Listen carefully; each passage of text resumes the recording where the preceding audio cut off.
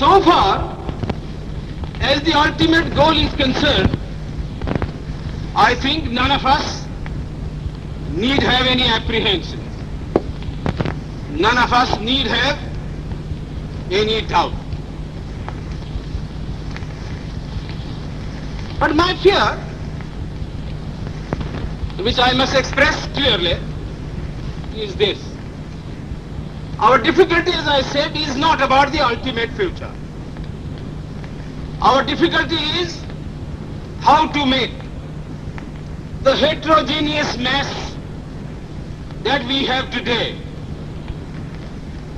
take a decision in common and march in a cooperative way on that road which is bound to lead us to unity. Our difficulty is not with regard to the ultimate. Our difficulty is with regard to the beginning. Mr. Chairman, therefore, I should have thought that in order to make a start, in order to induce every party, every section in this country, it would be the act of greatest statesmanship for the majority party even to make a concession to the prejudices of people who are not prepared to march together. And it is for that I propose to make this appeal. Let us leave aside slogans. Let us leave aside words which frighten people. Let us even make concession to the prejudices of our opponents. Bring them in so that they may willingly join with us on marching upon that road, which, as I said, if we walk long enough, must necessarily lead us to unity. And if I therefore, from this place, support Dr. Jaikar's amendment, it is because I want all of us to realize that whether we are right or wrong, whether the position that we take is consonance with our legal rights, whether that accords with the statement of May 16th or December 16th, leave all that aside. This is too big a question to be reduced to the position of mere legality. It is not a legal question. I say leave aside all these considerations and make some attempt whereby those who are not prepared to come will come. Let us make it possible for them to come. That is my appeal. In the course of the debate that took place, there were two questions which were raised and which struck me so well that I took the trouble of taking them down on a note paper.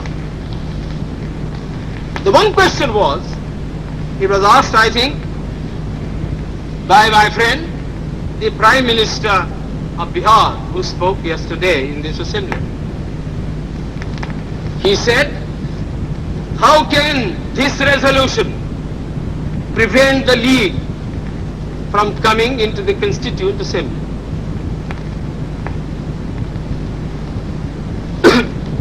Today, my friend Dr. Shyam Prasad Mukherjee asked another question. Is this resolution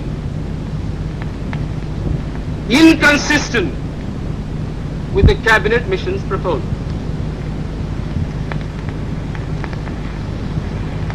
Now, sir, I think they were very important questions, and they I think ought to be answered, and answered categorically. I do maintain that this resolution, whether it is intended to bring about the result or not, whether it is the result of cold calculation or whether it is a mere matter of accident, is bound to have the result of keeping the Muslim League out. And I'll substantiate what I say. Sir, I invite your attention to paragraph 3 in the resolution, which I think is very significant and very important. Paragraph 3 envisages the future constitution of India. I do not know what is the intention of the mover of the resolution, but I take it that it is a sort of, after this resolution is passed, it will act as a sort of a directive to the Constituent Assembly to frame the constitution in terms of paragraph 3 of the resolution. What does paragraph 3 speak of? Paragraph 3 says that in this country there shall be two different sets of polity. One at the bottom, the autonomous provinces or the state, or such other areas as care to join a united India. These autonomous units will have full powers. They will have also residuary powers. At the top and over the provincial units, there will be a union government having certain subjects for legislation, for execution and for administration. So as I read this part of the resolution, I do not find any reference to the idea of grouping an intermediary structure between the union on the one hand and the provinces on the other. Now, reading this paragraph in the light of the cabinet mission's statement, or reading it even in the light of the resolution passed, having said that we do not want a strong center, and having accepted that there must be or should be an intermediate polity, a sub-federation between the union government and the provinces, I like to know why there is no reference in paragraph 3 to the idea of grouping.